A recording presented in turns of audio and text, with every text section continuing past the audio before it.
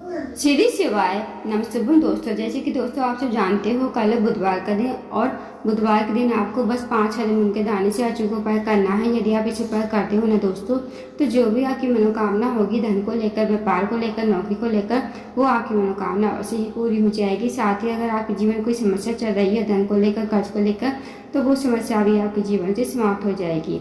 पूज्य गुरु जी कथा को सुनकर उपाय को अच्छे से समझाने का प्रयास करेंगे। तो आइए दोस्तों जानते हैं उपाय कैसे करना है। दोस्तों पहला जो उपाय है वो है मनोकामना पूर्ति के लिए। यदि आपकी कोई विशेष मनोकामना है धन को लेकर, व्यापार को लेकर, नौकरी को लेकर, तो आप इस उपाय को अवश्य कीजिएगा। इस उपाय करने के लिए आपको लेने हैं 5 हरे मूंग के दाने। जो आप 5 हरे मूंग के दाने लोगे ना, वो खंडित नहीं होने चाहिए, इस बात का ध्यान रखना। साथ ही दोस्तों आपको लेना है 1 लोटा जल तांबे के पात्र में। अब आपको चले जाना है शिव जी के मंदिर में। इस उपाय को आप सुबह से लेकर शाम तक कभी भी कर सकते हो। शिव जी के मंदिर में जाकर सबसे पहले आपके पास जो 5 हरे मूंग के दाने हैं, उनमें से 4 हरे मूंग के दाने आपको 4 स्थान पर समर्पित करने हैं। दोस्तों सबसे पहला जो स्थान है वो है गणेश जी का स्थान। अब गणेश जी का जो स्थान होता है जलाधारी के राइट साइड पर होता है, तो वहाँ पर आपको पहला हरा मूंग का दाना समर्पित कर देना श्री शिवाय नमस्तुभ्यम कहते हुए। दोस्तों आप सबको पता होगा कि शिव जी का पूरा परिवार जलाधारी पर विराजमान, तो आपको पहला हरा मूंग का दाना जलाधारी के राइट साइड पर श्री शिवाय नमस्तुभ्यम कहते हुए समर्पित कर देना है। अब दोस्तों जो दूसरा हरा मूंग का दाना है वो आपको समर्पित करना है भगवान कार्तिक के स्थान पर। भगवान कार्तिक का जो स्थान होता है जलाधारी के लेफ्ट साइड पर होता है, तो वहाँ पर आपको दूसरा हरा मूंग का दाना समर्पित कर देना है श्री शिवाय नमस्तुभ्यम कहते हुए। अब दोस्तों तीसरा हरा मूंग का दाना आपको समर्पित करना है माता असौसुंडी के स्थान पर। दोस्तों माता असौसुंडी का जो स्थान होता है जलधारी के बीचों बीच में होता है, मोटी सी लाइन बनी होती है नाग देवता की तरह, तो वहाँ पर आपको तीसरा हरा मूंग का दाना श्री शिवाय नमस्तुभ्यम कहते समर्पित कर देना है। अब दोस्तों चौथा हरा मूंग का दाना आपको समर्पित करना है पार्वती माता के हस्तकमल पर। पार्वती माता का हस्तकमल जो होता है दोस्तों वो होता है जहाँ शिवलिंग विराजमान होता है। नीचे आप देखोगे गोल गोल कटी भाग होता है, तो वो पूरा का पूरा जो गोल एरिया होता है ना, वो माता पार्वती का हस्तकमल होता है। तो वहाँ पर आपको चौथा हरा मूंग का दाना श्री शिवाय नमस्तुभ्यम कहते समर्पित कर देना है।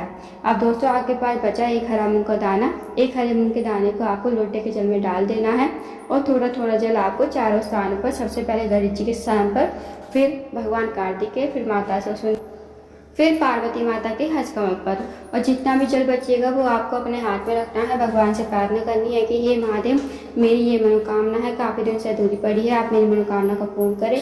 तो आपको ऐसी प्रार्थना विनती करते हुए लोटे का जल आपको शिवलिंग के ठीक ऊपर श्री शिवाय नमस्तुभ्यम कहते समर्पित कर देना है। 2 मिनट आपको मंदिर बैठना है, श्री शिवाय नमस्तुभ्यम का जाप करना है। अब आपको भगवान का प्रणाम करते हुए, विनती करते हुए आपको अपने घर पर आ जाना है। तो दोस्तों करके देखिएगा, बहुत ही अच्छा उपाय है। इस उपाय को यदि आप करते हो तो जो भी आपकी मनोकामना होगी वो मनोकामना आपकी अतिशय पूर्ण हो जाएगी। अब जानते हैं दोस्तों अगले उपाय के बारे में। अगला जो उपाय है दोस्तों वह है रोग मुक्ति के लिए। यदि आपके घर में कोई व्यक्ति काफ़ी दिन से बीमार पड़ा है, उसकी जो बीमारी है दूर होने का नाम नहीं ले रही है, तो आप इस उपाय को अवश्य कीजिए। इस उपाय को करने के लिए सबसे पहले आपको लेना है 1 लोटा जल तांबे के पात्र में। साथ ही आपको लेनी है 1 बेलपत्र। जो आप बेलपत्र लोगे ना, कहीं से कटी फटी खंडित नहीं होनी चाहिए। अब आपको चले जाना शिव जी के मंदिर में। शिव जी के मंदिर में जाकर सबसे पहले आपको 1 लोटा जल शिवलिंग के ऊपर श्री शिवाय नमस्तुभ्यम कहते समर्पित कर देना है। उसके बाद दोस्तों जो आगे बेलपत्र है ना, बेलपत्र को आपको अपने सीधे हाथ की हथेली पर रखोगे, भगवान से प्रार्थना करोगे उस रोगी व्यक्ति के लिए, जो रोगी व्यक्ति आपके घर में काफ़ी लंबे समय से बीमार पड़ा है।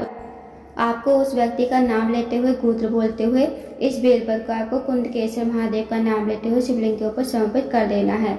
उसके बाद दोस्तों आपको 2 मिनट मंदिर बैठना है, श्री शिवाय नमस्तुभ्यम का जाप करना है। अब जो आपने बेलपत्र चढ़ाई थी ना शिवलिंग के ऊपर, वो आपको महादेव से विनती करते हुए औषधि के रूप में आपको अपने घर पर लेकर आनी है।